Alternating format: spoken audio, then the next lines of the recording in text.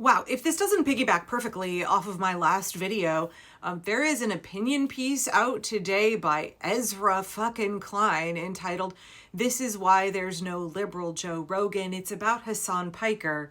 Now, back when all of the chorus debacle was unfolding, that article is still up on Wired with no retractions, by the way. Myself and several other people said it will be interesting to see what happens as we move into the midterms. Chorus creators were like, no, Chorus has these contracts that we can't disclose, and Brian Tyler Cohen still has not released those contracts. And, we can say whatever we want. There's no constraints on us. Okay. And a number of us were like, it'll be interesting to see what happens in the midterms when there are more progressive candidates who criticize AIPAC, who criticize the DNC, versus the pro-AIPAC, pro-Israel lobby, pro-DNC candidates. It will be interesting to see what these creators paid by dark money end up saying, especially because we knew that a bunch of the really big chorus creators had in the past said that they were Zionists, in the past had been very clear that they were pro-Israel.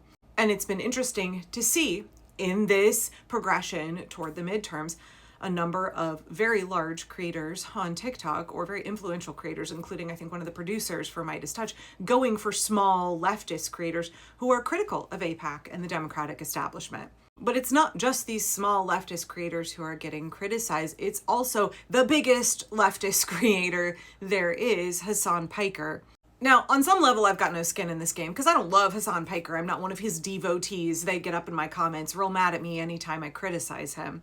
But I think he has a lot of good things to say. He said nice things about me on his stream once. And two of my kids are really big fans of his. But the way the Democratic establishment, especially the pro-Israel, pro-AIPAC Democratic establishment, has been coming for him over the last several days. There was a piece out about a week ago in The Guardian entitled "Arab Americans in Michigan Warn Centrist Democrats that attacking Hassan Piker means they haven't learned their lesson from 2024. Right, and for a few days there, Hassan was getting dragged all over the place. And you know what? Didn't work out how the pro-AIPAC Dems thought it would. I know that establishment Democrats, this is exactly what I was saying in my last video, they are run by AIPAC. They have their little AIPAC blinders on and they can't read the fucking room. They don't see that the future of the party is progressive electeds who want things like universal healthcare, who want to represent the people, who want to overturn Citizens United, who want dark money, foreign money, corporate money, billionaire money, Epstein class money, Israel money out of our politics. They want to represent the people. They want different leadership. They don't want the Democratic Party to be run by AIPAC anymore. There is now a significant cohort of Democratic electeds who want all of the reforms that the Democratic electorate want and that are sick and fucking tired of having politics in the United States be Republicans, Democrats, two cheeks, same butt. The calls to get AIPAC money, dark money out of our politics are growing. The calls to have elected representatives no longer be able to trade in single payer stocks, no longer be able to be run by corporations and their own portfolios. But the Dem establishment with their blinders on, they're pretending that they can still hoodwink all of us, that we aren't perfectly well aware of how they have all voted over the last year, how many times they have voted with Donald Trump and the fascist Republicans' agenda. Because what? Because AIPAC wanted them to, because big crypto wanted them to, because their massive corporate donors wanted them to. How many times have Democratic electeds not actively been obstructing fascism, but have indeed been facilitating it? We're not fucking stupid. We're paying attention. You actually have an educated voter base. And so we see this pathetic attempt to come for leftist creators, especially Hassan Piker, but it's backfiring very badly. And I think Ezra Klein realizes this is not a winning gambit for them anymore. This is not a move that is going to be successful. So when this piece came out earlier today and I saw the Tennessee Holler posted about it, I was like, oh, I got to go read this. I don't subscribe to the New York Times, but a friend of mine was willing to give me a gift link. So let me just share a little bit of this op-ed with you from Ezra Neoliberal Abundance Klein. Still pissed that he took the term abundance and co-opted it for neoliberalism. It really pisses me off. Okay, after the 2024 elections, there was a panic amongst Democrats about the absence of a liberal Joe Rogan. Could one be found? Could one be created? It was an epic exercise in missing the point. You cannot have a liberal Joe Rogan because Joe Rogan is not particularly political. He was shaking hands with Donald Trump last night, by the way. His audience cohered around conversations with comedians, MMA fighters, bodybuilders, and psychonauts. That's what made him politically influential. He could reach millions of people who were not otherwise interested in politics. I've said for a while now that I think Eric Salvia of Internet Comment Etiquette, I think that he is the Joe Rogan of the left. Because he's the same way, right? He reaches the youth on their level. He interrupts them from being sucked down an alt-right pipeline by talking about the things that they care about and being, offensive. Being, I hate to use the term dark woke. He sucks, that whatever. Okay, I've had plenty of videos on Eric and how I'm a big Eric fan. Even though I know like 95% of his audience is women. His new video actually is about MAGA. You should go watch it. Okay, back to this piece by Ezra. The problem Democrats actually had, one of them anyway, was that they didn't like Rogan and criticized others for going on his show. They tried repeatedly to cancel him for his comments about trans people and his skepticism of COVID vaccines. To the extent that he is now a right-coded figure, it's not because he started that way. Rogan's political views are mixed. He backed Bernie Sanders in 2020. I mean, there are an awful lot of Bernie pros who voted for Donald Trump. He supports universal health care and abortion rights. He dislikes vaccine mandates and lacks border control. But it shouldn't have been a surprise when, after years of being attacked by the left, he endorsed Donald Trump in 2024. The simplest way to tell people which side they're on is to tell them how much your side hates them. And I'm not sure I agree with any of this because Ezra Klein and Joe Rogan are similar in that they're both dudes wanting to do a capitalism and get rich. Joe Rogan just found his niche. I think he's very much willing to be amorphous and not particularly apolitical, but pretending like he doesn't know what's going on. I mean, maybe he is that stupid, but pretending like he doesn't know what's going on and he's just asking questions. Right, he built his career not as a political influencer, but as a Chad who then was leveraged by the right to advance their politics. So I don't think I agree with Ezra here. This brings me to a more important than it might look controversy that has burst out over the leftist streamer Hassan Piker. He had a breakout moment over the past year. I mean, he was really popular before that as Dems began obsessing over the absence of a liberal Joe Rogan. And Piker, who mixes leftist politics with bro-ish aesthetic, a lot of Jim Bro stuff, was proffered as a possible answer. But pick over Piker's years of streaming and you can find offensive things he said, among them that America deserved 9/11, his favorite flag is Hezbollah's, that a liberal Zionist is akin to a liberal Nazi. Politico then asked a number of possible 2028 Democratic hopefuls whether they would appear on Piker's show. Gavin Newsom and Rahm Emanuel said that they would. I mean, Gavin Newsom's been on Joe Rogan and he had Charlie Kirk on his podcast. Ro Khanna and AOC already have been on Hassan Piker's show. And Cory Booker, Ruben Gallego, and Alyssa Slotkin said that they wouldn't. Guess who they take a shit ton of money from? Klein goes on to say, I think there's rather a lot wrapped up in this controversy, so let's take it piece by piece. Is Piker a Jew hater the way Third Way alleges? So Hassan Piker did this interview with Aaron Rugenberg, and he talked about some of his worst comments over the years, comparing liberal Zionists to Nazis, which Ezra Klein calls repugnant. Piker clarified and said that he opposes all ethno-states. What made the Nazis notable wasn't their support for an ethno-state. Ethno-states are common, Klein says. What made Nazis notable was their effort to exterminate the Jewish people. What's happening to the Palestinian people, Ezra Klein? What's happening to Palestinians and who is committing atrocities against them, Ezra Klein? Okay. But to focus solely on these comments, Klein goes on to say, is to miss much else that Piker has said and believes. He also said, from pogroms to the Holocaust, Jews have always been singled out by those in power as a scapegoat for the insatiability and economic volatility that people in power have caused. A resilient, nascent anti-Semitism is a constant threat. I agree with that. He calls anti-Semitism gross, immoral, and a hate crime. He promoted John Ossoff, a Democratic senator from Georgia who is Jewish, as a 2028 presidential possibility. In previous presidential primaries, he supported Bernie Sanders, who is Jewish. It is an unusual form of Jew hatred that calls out anti-Semitism and promotes Jewish Americans for the presidency. Good, okay, I'm glad Klein said that. I have deep disagreements with Piker. Well, no shit, you're a neoliberal. But he isn't a Jew hater. He's an anti-Zionist. Yep, those are not the same thing. And here, I think, the real stakes of this fight come into view. We are living through a rupture in both the meaning and reality of Israel. Yeah, a Gallup poll from February found for the first time that more Americans sympathize with the Palestinians than with the Israelis. That's because the Israelis are genociding the Palestinians. Among Democrats, the gap was overwhelming, with 65% who sympathized more with Palestinians and only 17% with Israelis. The difference, as I have argued, is largely generational. Older Americans still are sympathetic to Israel, but younger Americans side with Palestinians, right? Before 2023, young people and Democrats were all more likely to side with the Israelis. This is not the result of an international psyop or a profusion of memes. The Israel that young people know is not the Israel that older people remember. It responded to the savagery of October 7th by flattening Gaza in a brutal campaign that killed at least 70,000 Gazans, taking control of more than half of the territory and herding Gazans, more than 2 million people, into the remainder. Life there remains hellish. Yes, thank you for saying this, Ezra. Israel has made hopes for a two-state solution fanciful by slicing the West Bank up into Israeli settlements and abetting constant settler violence and keeping a boot on the throat of the Palestinian Authority.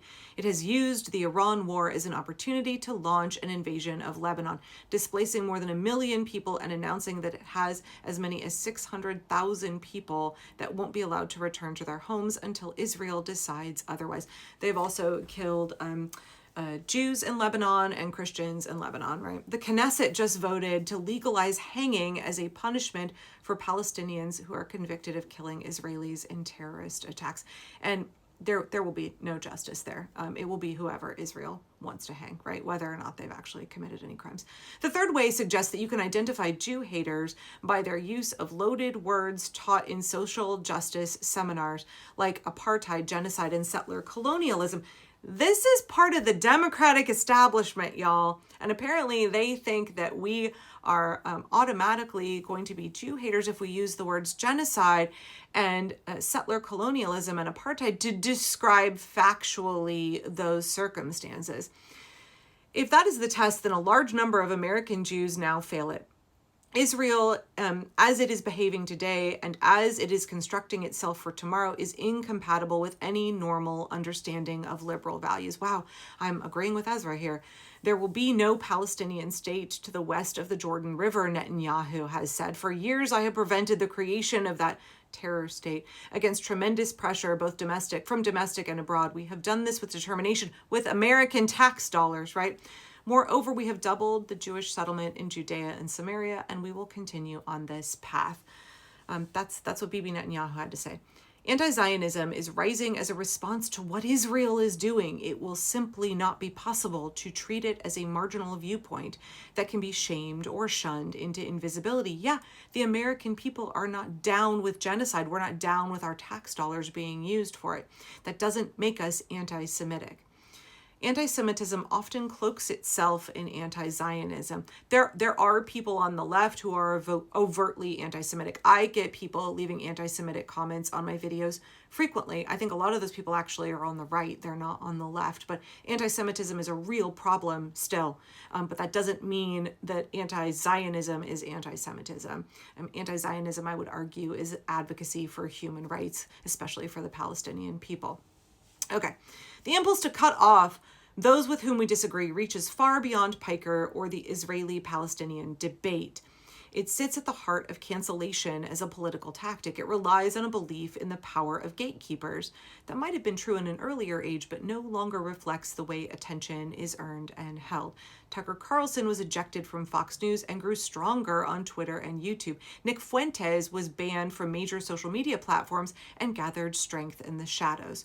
Trump went from being banned by every major social media platform to retaking the presidency. But it's not just that cancellation has failed to silence those it targeted, it also weakened those who used it. The Democratic Party and the progressive movement was ill-served by the belief that it could decide the boundaries of acceptable debate. In narrowing who it could talk to, it limited what it could hear and whom it could be heard by. Right? As I've said so many times, the Democratic leadership and establishment, they have blinders on, they have their ears covered, right? They are literally cutting themselves off from the way that the Democratic base wants to move. They're cutting themselves off from the future of the party. Therefore, they're not able to anticipate what is coming for them, right? I haven't been on Joe Rogan's show, but I've been on some of the shows in that broader universe, like Andrew Schultz's Flagrant and Lex Friedman's podcast. I don't know who those guys are. I'm sorry, I don't listen to right-wing chads and their podcasts. I was surprised by how frustrated the hosts were with their inability to book Democrats in 2024, right? So he goes on to talk about how more Democrats should be going on these kinds of podcasts. He says it was bad politics and also bad Democratic practice to not go into those spaces. I'm not sure if I necessarily agree with that. He feels that that was a mistake that did the Democrats harm in 2024. Again, I'm not sure that I entirely agree with that. Beneath this is an important principle. Conversation is not a reward to be bestowed on those with whom we agree. It's a necessary habit in a democracy. I do think we should be having hard conversations with people we disagree with. The point is not to find agreement so much as to deepen understanding. To talk with others is to believe in the possibility of change, theirs and your own. I agree with that, actually. Okay, whether you like everything that someone has said should be severed from the question of whether or not that person is worth talking to. The space for such conversations was once wider. He goes back to talk about politics in the past and how people were willing to bridge the gap and have open conversations even if they disagreed. Are there people I won't have on my show or shows I won't go on? Sure, but those judgments for me are more about where I think I will be productive rather than who I think can be included. Similarly, I won't judge Booker or Gallego or Slotkin for avoiding Hassan Piker's show. They're busy people. That's not why they're not going on there. Okay, skipping down a little bit further. Okay, but then cue this Democratic primary in Michigan. Abdul El-Sayed, the more DSA-ish candidate in the Democratic Senate primary in Michigan, began rallying with Piker.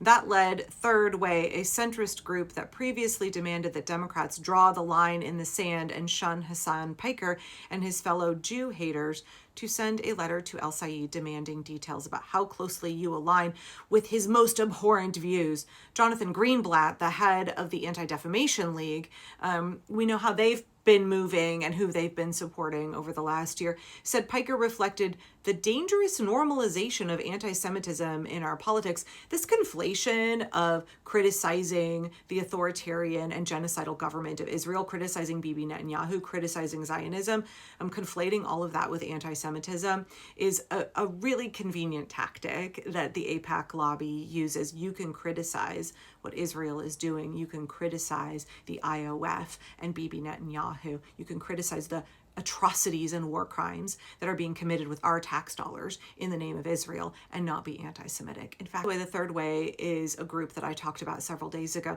They met back in March to try to figure out how they could thwart AOC from being able to run for Senate or run for the presidency in 2028. Their goal is to thwart the party moving left to prevent progressive candidates who don't take AIPAC money from being successfully elected. So they're not a liberal group. They're not really, they're a right-wing Democratic group. Streamer has said offensive things isn't really a news story. So what do you think about this? Because I have some measure of hope, right? We're endlessly frustrated and feel endlessly betrayed by the Democratic establishment. But now we're seeing more and more progressive candidates who are running for office and have tremendous support from the people. We're seeing AIPAC-endorsed candidates fail. I think the same way that when Elon Musk or other wealthy financiers endorse or support candidates, that those candidates get the stink of the oligarchy on them. We're now having candidates who have the stink, the reek of AIPAC on them. And that's not who we want. We want the American people to be able to elect representatives who work for us and not for foreign governments and not for the Epstein class and not for corporations. And so, I just wonder whether or not this is a warning to the establishment, like, hey guys, we're losing control. We're losing control of the party. We might actually get reforms here. Your strategies are not successful. They're not going to get you where you want to go. The progressives are moving. The party is changing. The people actually have the power to shape the party, and they're realizing that now. I do think a big part of fighting fascism in the United States is awakening the people to the truth that power originates in us and that we actually can change our government. We don't have to be content with voting for the other cheek of the same butt. We can actually boot the fascists, and we can actually get the Democratic Party to be a party that works for the people. And that scares the shit out of the AIPAC lobby. It scares the shit out of wealthy corporate Democrats, out of the elite establishment, right? I don't know. What are your thoughts here?